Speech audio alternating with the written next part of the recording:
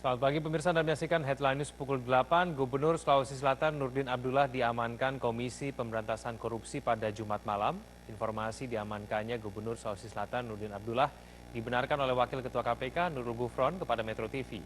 Dalam keterangannya kepada Metro TV, Nurul mengatakan pengamanan Nurdin Abdullah dilakukan di Kota Makassar pada Jumat malam. Diduga ada 5 orang termasuk Nurdin Abdullah yang sedang diterbangkan dari Makassar ke Jakarta. Ketika dikonfirmasi kasus apa yang berkaitan dengan dibawanya Nurdin oleh KPK ke Jakarta, Nurul Gufron enggan merinci lebih jelas. Nurul mengatakan KPK akan menyampaikan secara detail pada Sabtu sore.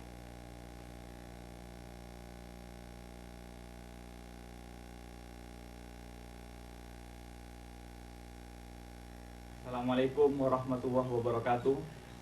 Perlu kami konfirmasi bahwa KPK benar telah melakukan giat tangkap tangan di wilayah Sulawesi Selatan atas dugaan tindak pidana korupsi pada jam 23.40 tanggal 26 Februari 2021. Saat ini kami sedang melakukan giat pemeriksaan dan selanjutnya akan dibawa ke Jakarta para tersangka tersebut.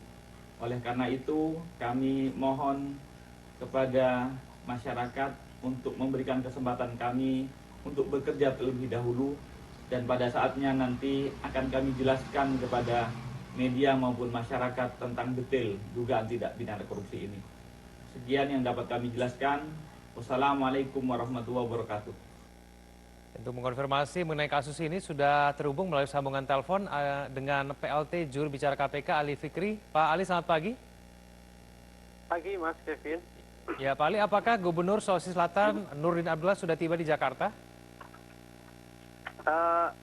Kalau kemudian informasi dari rekan-rekan yang tadi berangkat di sana sekitar pesawat jam 7 ya. Dan seharusnya memang kalau menurut jadwal ini sudah ada tiba di Jakarta, tapi kami belum komunikasi lebih lanjut dengan rekan-rekan yang membawa dari beberapa pihak yang diamankan dari Sulawesi Selatan tersebut, Mas Kevin. Nanti perkembangan mengenai ini akan kami update ya. Proses hukum yang akan dilalui oleh Nurdin Abdullah pada hari ini apa saja Pak Ali?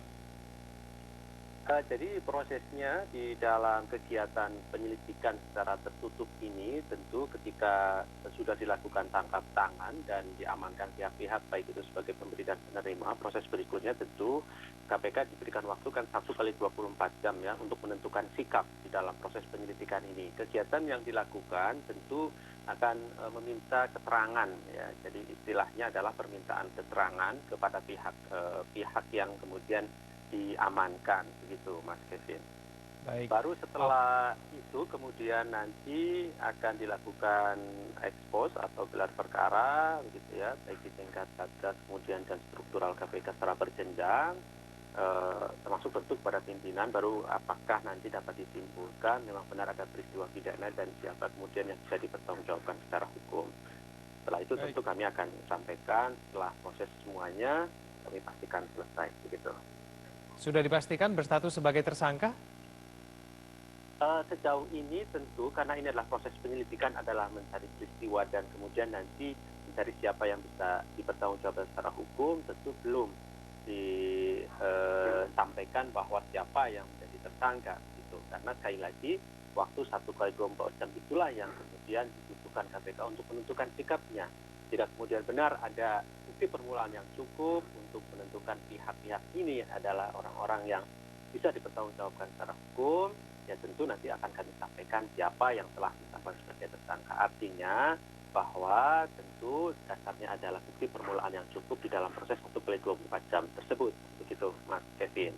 Baik, ada berapa banyak orang Pak Ali yang diamankan ini oleh KPK terkait dengan kasus korupsi ini?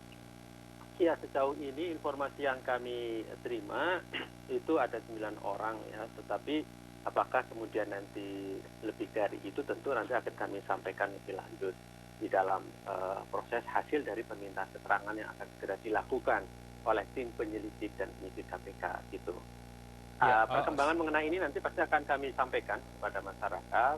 Sekali lagi tentu setelah proses semuanya selesai dilakukan dan ada kesimpulan dari KPK, baru kami akan sampaikan secara terbuka konstruksi perkara secara lengkapnya, siapa pihak-pihak yang telah ditetapkan, termasuk barang bukti dan lain-lain. Gitu.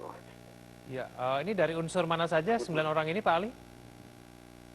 Ada dari pihak pemerintahan provinsi di Sulawesi Selatan dan juga pihak-pihak swasta. Gitu. Baik, pada pukul berapa Pak Ali nanti KPK akan memberikan konferensi pers lebih jelas mengenai kasus ini? Prinsipnya tentu setelah proses semua selesai, Mas Kevin.